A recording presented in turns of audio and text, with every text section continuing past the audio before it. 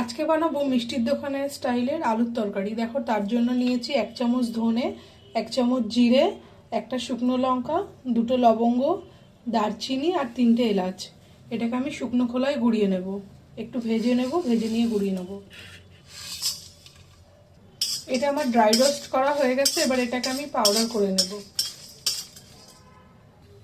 এবার দিয়ে দেবো সর্ষের তেল।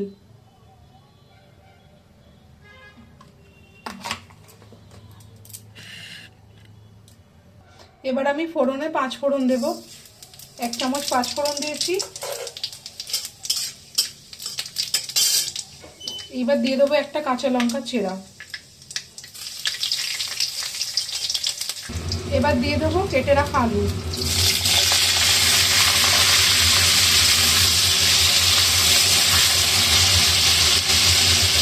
এবার আমি এই ড্রাই রোস্ট করা মশলাটা গুঁড়িয়ে নেব। এই পর্যায়ে আমি 1 চামচ নুন দিয়ে দেবো।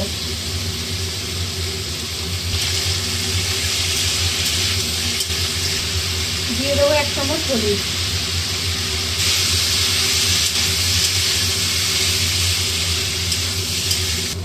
এবার দিয়ে দেবো গ্রেট করে রাখা আদা।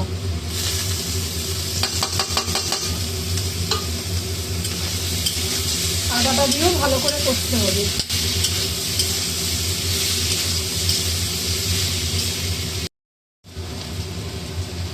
আদাটা দিয়ে ভালো করে কষানো হয়ে গেছে। এবার দিয়ে দেবো গরম জল।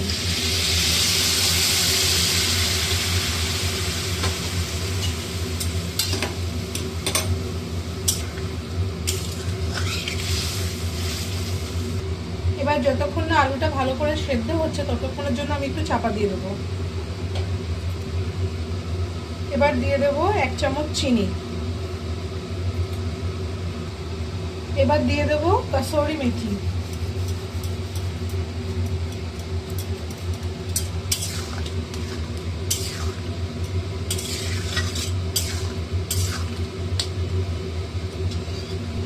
এবার লাস্টে দিয়ে দেবো এই যে ভেজে রাখা গুঁড়ো মশলা।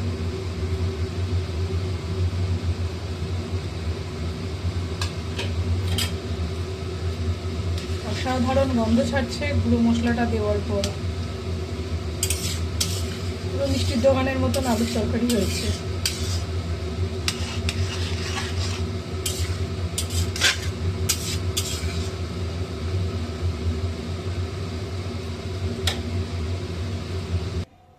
এবার 10 মিনিট প্রায় স্ট্যান্ডিং টাইমে ছিল। এবার দেখে বলো তোমরা যে কালারটা ঠিক এসছে কিনা।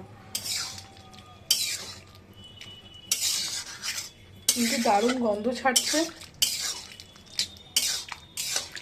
রয়েছে কড়াইশুঁটির কচুরি, মিষ্টির দোকানের মতন আলুর তরকারি, আর এটা হচ্ছে রাবড়ি। बीटल जूस के अंदर समा सकते हैं। तो इसका मतलब ये है कि ये जो रेड सुपर जायंट है ये अपने